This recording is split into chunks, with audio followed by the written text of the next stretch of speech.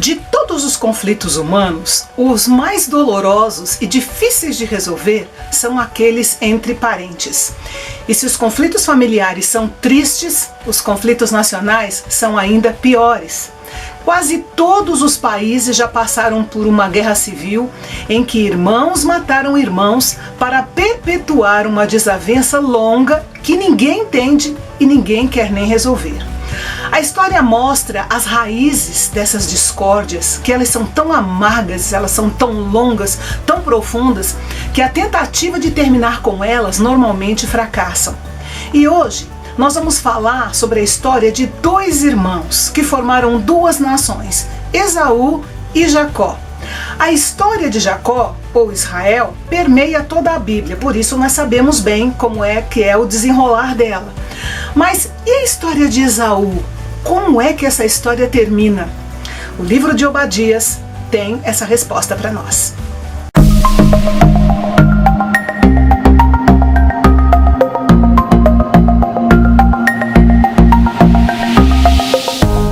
Vamos começar recordando a história de Esaú e Jacó, que eram gêmeos e já competiam entre si mesmo antes de nascer.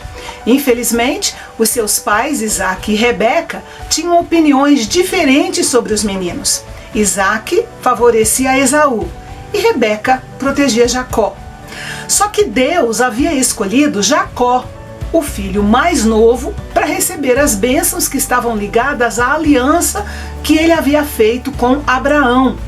Mas, em vez de confiar em Deus, Rebeca e o seu filho preferido, Jacó, resolveram tomar a bênção por meio de um jeito um pouco desonesto. Aliás, para não dizer muito, né, gente? E eles acabaram conseguindo o seu objetivo. Jacó recebeu a bênção e Esaú trocou o seu direito de primogenitura, que era algo muito importante na época, por um prato de lentilhas, porque ele estava com fome. Quando Esaú soube que Jacó havia roubado a sua bênção da primogenitura, ele armou um plano para matar Jacó assim que seu pai morresse. Quando Rebeca ficou sabendo disso, convenceu Jacó a sair de casa para viver com os parentes dela que moravam em Harã, distante dali, e ali ele fosse morar, encontrar uma esposa, casar e ficar morando por lá para não ser vítima da ira do seu irmão Esaú. Você pode conferir essa história lá em Gênesis do capítulo 25 ao capítulo 27.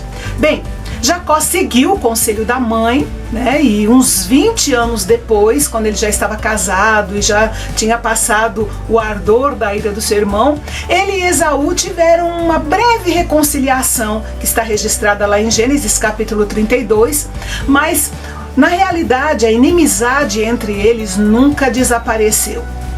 Esaú fundou a nação chamada Edom, está lá em Gênesis 36, versículo 1, que ficava ao sul do Mar Morto. Você pode conferir aí no mapa. As duas cidades principais de Edom eram Bosra e Selá, que hoje é conhecida como Petra, que significa rocha, tanto no hebraico como no grego. Os descendentes de Jacó, ou Israel, e Esaú levaram esse conflito, as duas descendências levaram esse conflito familiar por várias gerações. Uma briguinha de dentro de casa virou um caso mundial, eu diria, né? Inclusive, quando os hebreus saíram do Egito, os edomitas negaram passagem para eles pelas suas terras. Está registrado lá em Números capítulo 20, versículos 14 a 20. E para evitar conflito com aquele parente distante, Moisés então levou o povo pela rota mais longa, dando a volta no território de Edom, que era a terra dos descendentes de Esaú. Então a briga já vinha, né, há muitos anos. Veja que Israel, só o tempo que Israel ficou no Egito foram 430 anos, então muito tempo. Deus ordenou na lei de Moisés que o povo de Israel tratasse os edomitas como irmãos. Deuteronômio capítulo 23, versículo 7 diz: não aborrecerás o edomita, pois é teu irmão. Palavras do Senhor Deus para deixar registrado na lei de Moisés. Apesar disso, os edomitas mantinham essa inimizade e usavam todas as oportunidades que eles tinham para demonstrar essa aversão que eles sentiam pelo povo de Deus. E é nesse ponto da história que entra a visão profética de Obadias. Quem era Obadias? Nós não sabemos nada sobre ele. Existem vários Obadias no Antigo Testamento, mas não existe nenhuma evidência que ligue o profeta Obadias com os outros personagens que aparecem no Antigo Testamento com o mesmo nome. Obadias significa servo do Senhor.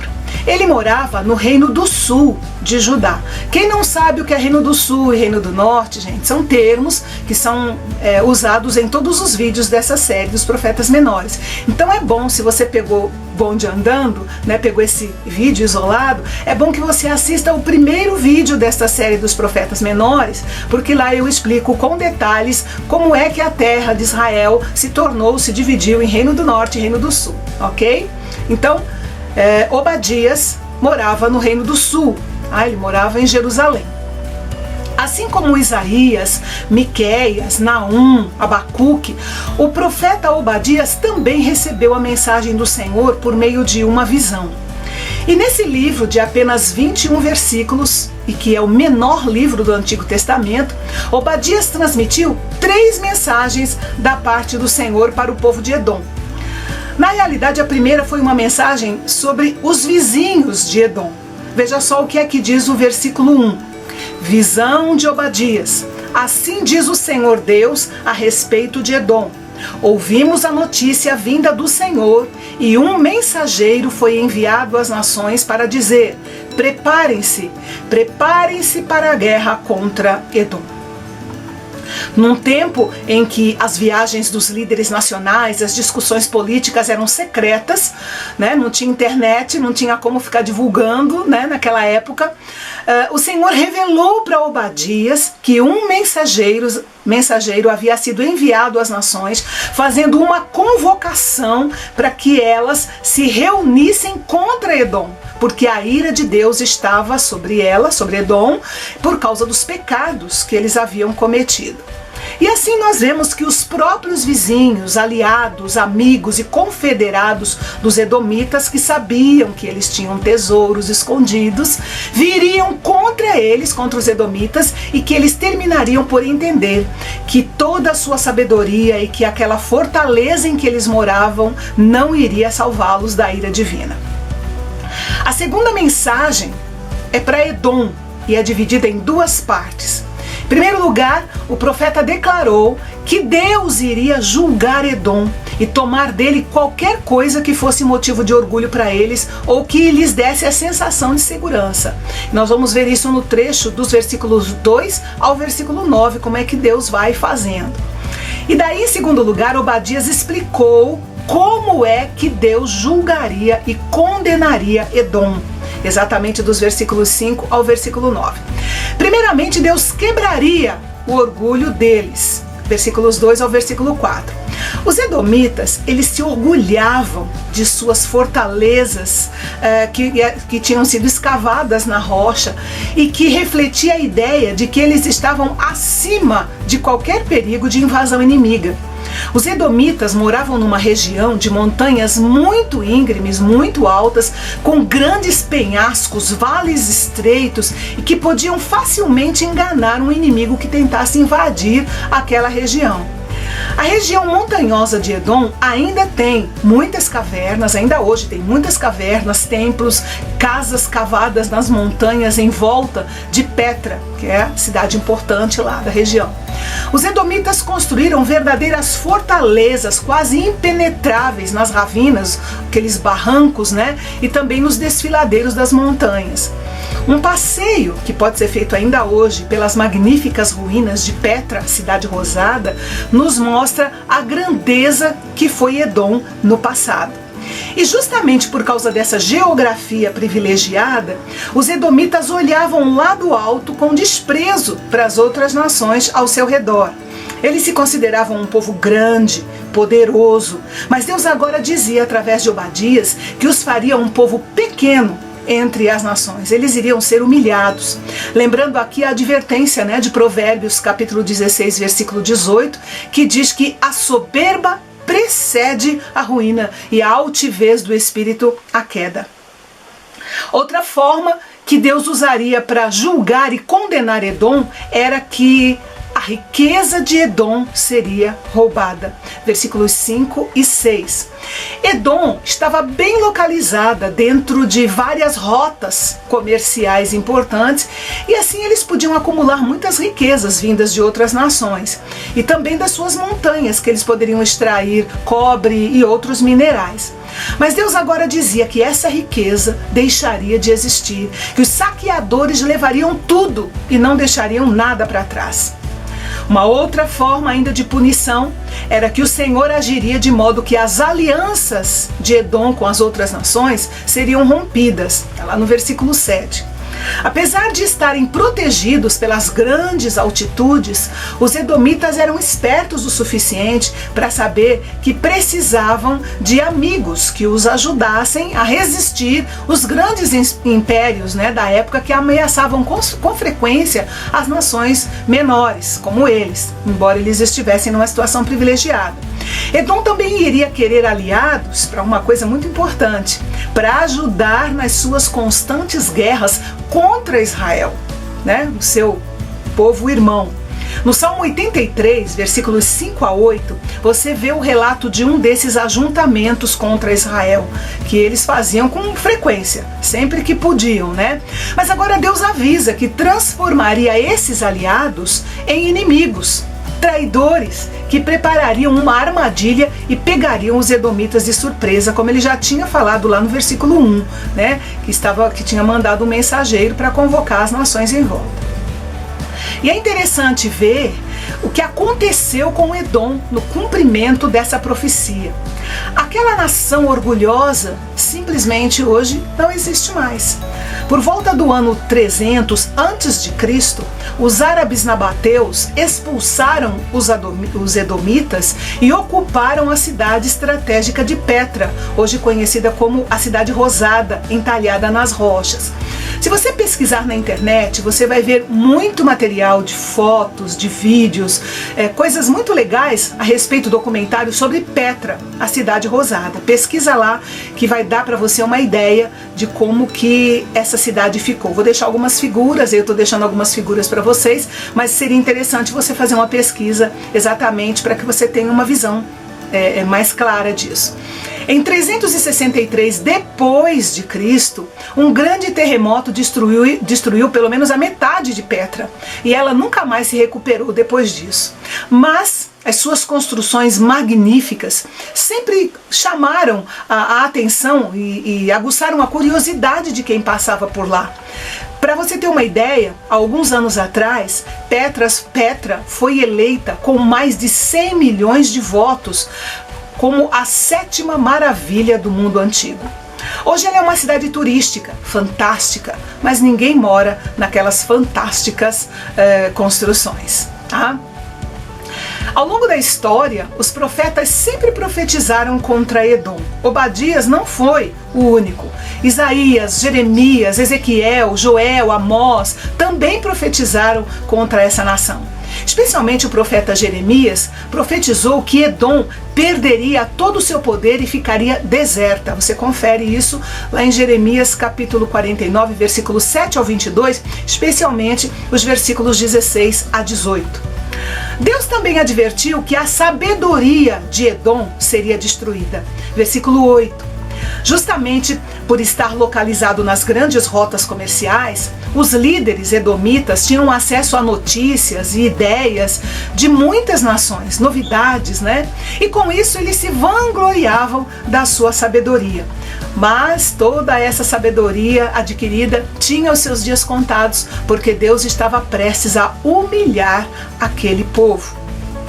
Uma observação interessante aqui é que Elifaz, o amigo de Jó, um dos amigos de Jó, era de Temã, que ficava na região de Edom. Você pode conferir isso em duas referências bíblicas, em Jó, capítulo 2, versículo 11, e em Jeremias, capítulo 49, versículo 7.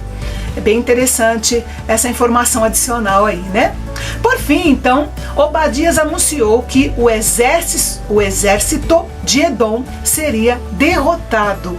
Versículo 9. Sem sabedoria, né, que aquela sabedoria que eles achavam que tinha, os líderes militares não seriam capazes de comandar suas tropas e assim seriam facilmente derrotados. É possível que isso tenha acontecido quando os árabes nabateus invadiram Edom e tomaram as suas cidades. Os gregos e os romanos chamavam os edomitas de idumeus. Então o termo edomita e idumeu, quando você ler na Bíblia, especialmente no Novo Testamento, você vai encontrar o termo idumeu. Marcos capítulo 3, versículo 8, é um lugar onde você encontra. Você sabe que diz respeito ao mesmo povo, edomita ou idumeu. E uma observação que cabe aqui é que os Herodes, do Novo Testamento, eram edomitas ou idumeus. E ao que parece, todos eles mantinham aquele caráter condenável comum a eles, sendo insensíveis à verdade espiritual, como a gente lê aí ao longo da história de cada um. Bem, depois de anunciar o que Deus faria aos edomitas, Obadias falou de pelo menos 4 pecados abomináveis que pesavam sobre aquela nação. O seu primeiro grande pecado foi o de se omitir diante da violência contra os seus irmãos judeus. Versículos 10 e 11. Em vez de socorrer os seus irmãos israelitas no momento da dificuldade, os edomitas se limitaram a olhar, a assistir, enquanto os soldados babilônios invadiam Jerusalém e levavam os judeus cativos para serem seus escravos. A atitude deles foi uma atitude de inimigos e não de irmãos de sangue. Seu segundo pecado foi se alegrar com o que os inimigos estavam fazendo. Você lê isso lá no versículo 12.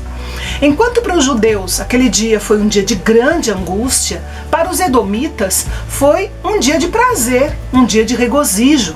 Edom olhou com desprezo para os judeus e se alegrou com a infelicidade deles.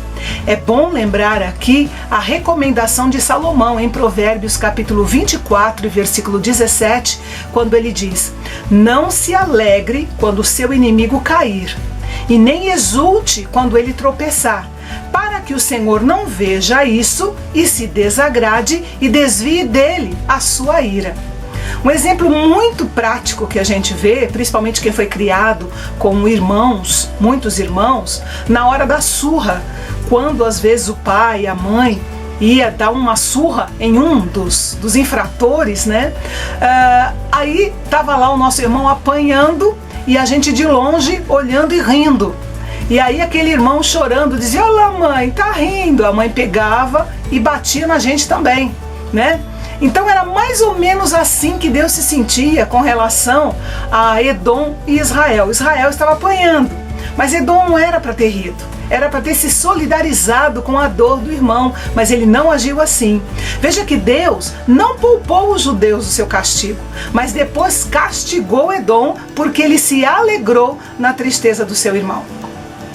O terceiro grande pecado de Edom foi ajudar os inimigos a atacar os judeus. Versículos 13 e 14. Como se não bastasse, Foi terrível eles terem se omitido de ajudar, foi terrível eles terem se alegrado com a angústia do seu povo irmão, mas quando ainda se dispuseram a ajudar os babilônios a atacar os judeus, os edomitas foram longe demais nessa briga de família. E por causa desses terríveis pecados, Edom e todas as nações pecadoras experimentariam o castigo de Deus, de acordo com os versículos 15 e 16. Depois de transmitir a mensagem de Deus para Edom, Obadias então se voltou para o seu próprio povo e anunciou 3 promessas divinas.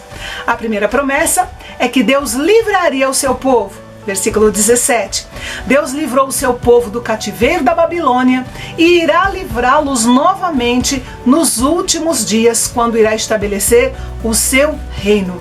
O Monte Sião será consagrado ao Senhor e toda profanação será removida. O versículo menciona Jacó, referindo-se ao reino do sul, e José, referindo-se ao reino do norte. Eles serão unidos novamente como uma só nação e entrarão juntos no reino do Messias, de posse da herança que já foi prometida para eles há muitos séculos, A segunda promessa é que Deus derrotaria os seus inimigos. Israel voltaria a tomar posse da terra que havia sido habitada pelos edomitas, mas não só na terra dos edomitas, mas a terra dos filisteus e a terra dos samaritanos. Deus iria ampliar o território deles, né? Ou irá ampliar o território deles, porque é uma profecia. A terceira promessa foi que Deus estabeleceria o seu reino. Versículo 21, encerrando o livro de Obadias. Todos os filhos de Deus aguardam com ansiedade o dia em que os reinos deste mundo virão a ser do nosso Senhor e do seu Cristo. E ele reinará para sempre, conforme Apocalipse capítulo 11, versículo 15. Versículo 11, capítulo 11, versículo 15. Quase que não sai. Enquanto espera, o povo de Deus deve fazer todo o possível para propagar aos bilhões de pessoas do planeta que ainda não tiveram a oportunidade de ouvir sobre Jesus Cristo e nem de aprender como receber a salvação. Enquanto esperamos, como Igreja de Cristo, nós devemos continuar orando e dizendo: venha o teu reino, procurando obedecer à ordem de Cristo de pregar o Evangelho em todo o mundo. E um detalhe importante aqui é que o grande e terrível dia do Senhor, quando ele chegar, as nações do mundo serão julgadas pela forma como elas trataram umas às outras, né? Isso é muito importante, e como elas trataram Israel. Então observe aqui a expectativa de Deus, né, que Deus tem com relação às nações da terra, de que as nações tratem umas às outras com um certo nível de respeito, de hospitalidade, de generosidade. Deus não nos criou para sermos nações injustas, né? Sociedades injustas, egoístas, orgulhosas. Essa foi a grande questão entre Deus e Edom, e que acabou levando Edom à destruição.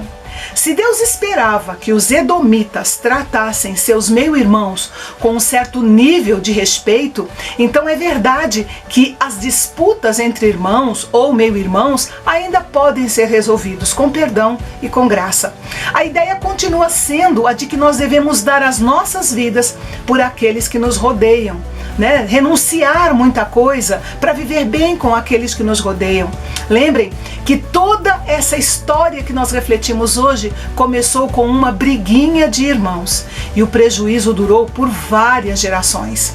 E isso também nos deixa uma dica de como nós devemos administrar debaixo do temor do Senhor todas as nossas discórdias familiares, porque a gente se vai, mas a semente fica. Que o Senhor coloque mais e mais temor no nosso coração, para que nós tenhamos uma descendência abençoada e não em pé de guerra. Amém? Como sempre, eu espero que você tenha sido edificado com esse estudo e olhe hoje com outros olhos o livro de Obadias. Aliás, eu quero desafiar você a ler o livro de Obadias. Apenas 21 versículos que você vai levar mais ou menos 4 minutinhos para ler. E claro, com um novo olhar, com uma nova compreensão.